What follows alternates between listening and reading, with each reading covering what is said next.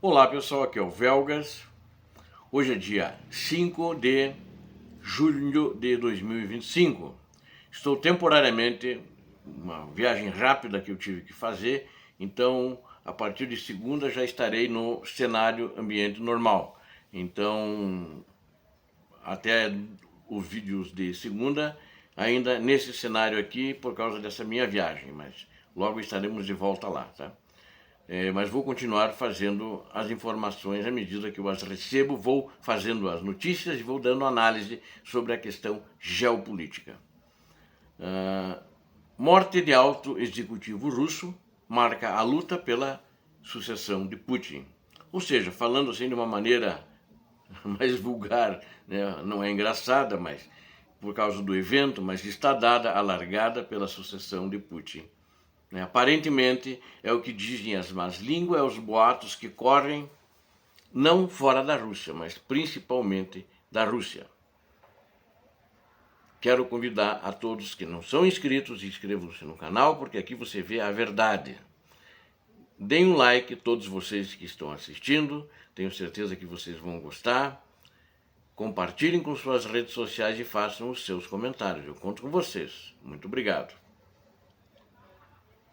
A morte de um alto executivo russo do setor petrolífero, é um setor-chave, né?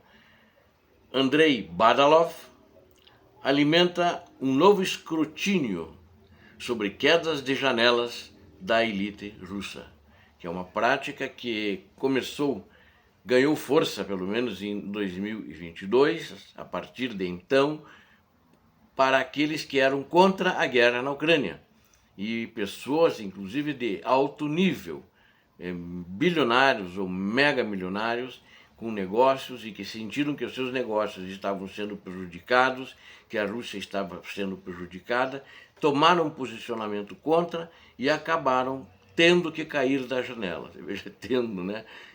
Muitas coincidências, né? Agora, a morte desse executivo, Andrei Badalov, ela é inexplicável, desse alto executivo russo da indústria petrolífera, que aconteceu ontem, 4 de julho. Está alimentando boatos, inclusive por causa do crescente número de altos funcionários e empresários russos que morreram em circunstâncias misteriosas. Especificadamente, eles caíram de janelas. Na Rússia não é muito saudável você andar perto de janelas. De repente cai. Alguma coisa puxa a pessoa e ela vai lá e cai.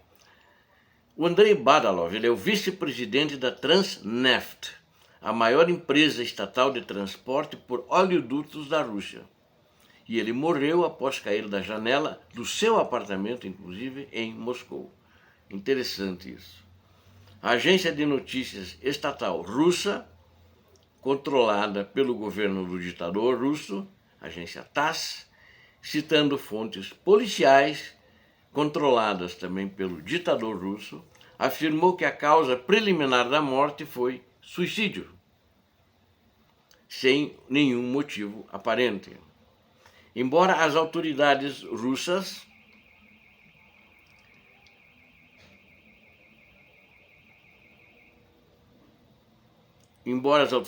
russas frequentemente classifiquem estas quedas como suicídios ou acidentes. Outras sugerem que algo mais deliberado pode estar em jogo. Este mais deliberado não são as fontes oficiais, mas fontes, inclusive de alto nível econômico na Rússia, passaram a ficar preocupados pelo prestígio na sociedade que esse executivo da Transneft tinha. E todas essas pessoas, até por ele ser vice-presidente de uma empresa estatal do porte da Transneft, levantam-se muitas suspeitas, né? Ele não era uma pessoa que iria se suicidar facilmente por qualquer motivo, que fosse simples ou não, né?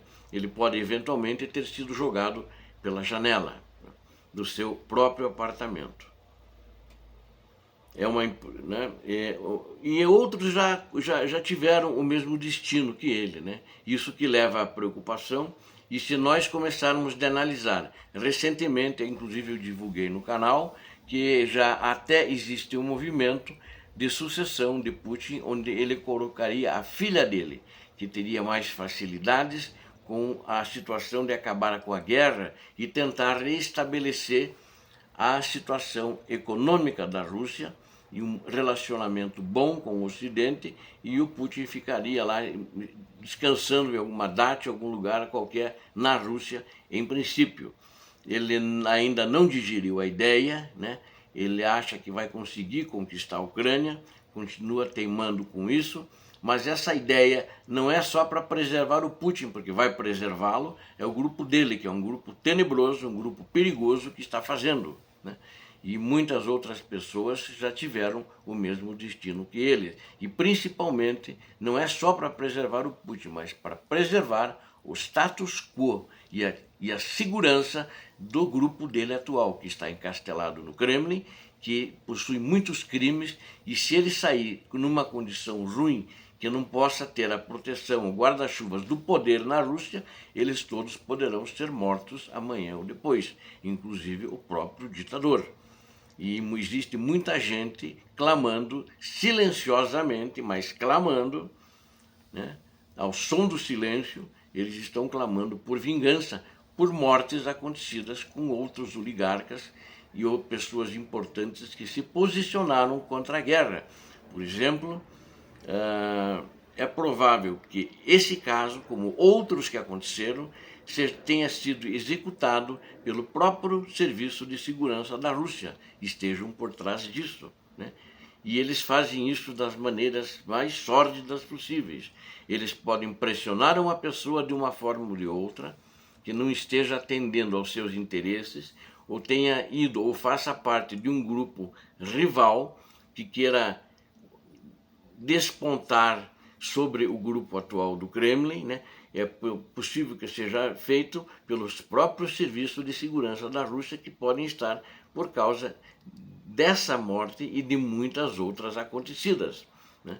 Eles podem pressionar uma pessoa, a tática é bem conhecida, eles dizem para o cara, ou você se mata e sua família fica em paz com tudo o que tem, ou eles iniciam prisões, encarceramentos e deixam todos na miséria, tiram os imóveis e todos os bens de todo mundo. Aconteceu inclusive recentemente, eu quero ver esse relato para vocês em seguida. Desde o início de 2022, dezenas de empresários, funcionários públicos e líderes da indústria russa morreram em circunstâncias questionáveis e muitos em condições parecidas contra a dessa última, embora muitos desses casos tenham sido oficialmente rotulados como suicídios. Isso é o que foi passado para a imprensa, mas ninguém viu o documento, o laudo, a perícia ou o atestado de óbito dessas pessoas. Quer dizer, o que foi visto é que foi suicídio. Outros envolvem supostos assassinatos, suicídios, acidentes misteriosos ou quedas inexplicáveis. Em abril de 2022, Vladislav Avayev, vice-presidente do Gazprom Bank, né? É um banco da empresa poderosa Gazprom, é um banco poderoso também. Ele é um dos bancos da Rússia, foi encontrado morto em Moscou, ao lado da esposa e da filha. As primeiras informações indicam que Avayev atirou nelas antes de se matar. Poucos dias depois, o ex-executivo da produtora de gás Novatek, Sergei Protosenia, sua esposa e filha foram encontrados mortos em uma viagem na Espanha. A mídia espanhola informou que Protosenia supostamente matou sua família e depois se enforcou, embora o caso continue sem solução. Stupak sugeriu que nem todas as mortes têm motivação política.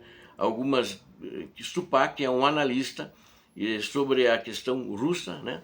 E ele não está na Rússia, ele está no Ocidente. E algumas pessoas, inclusive, suscitam que aconteceram alguns casos de rivalidades comerciais internas, mas que não é o caso dessas quando envolvem pessoas ligadas aos grupos de poder da Rússia. É muito mais difícil, porque eles têm a proteção das forças de segurança e têm a proteção do próprio Kremlin. Mas quando uma pessoa ligada a esse sistema morre, a disputa cai, a suspeita, cai imediatamente sobre o próprio Kremlin.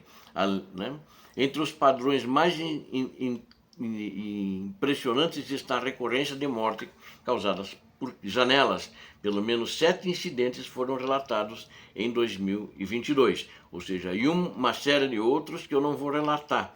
Eu só quero dar a questão do Prigozhin, Evgeny Prigozhin, que era o chefe do grupo Wagner, negociou com Putin, mas 2 meses depois o avião dele foi abatido. Alguns dizem, existem versões controversas, alguns disseram que plantaram uma bomba no avião, mas existem testemunhas que disseram que era um míssil que abateu o avião, né? E morreu ele e teu Estado-Maior.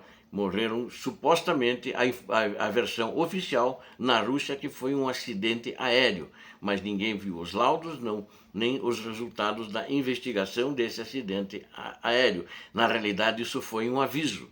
E esse agora recente do Andrei, que caiu da janela, na minha opinião, também é um aviso para aquelas forças que querem discutir e apresentar candidatos que não sejam apresentados à sucessão do ditador pelo próprio ditador.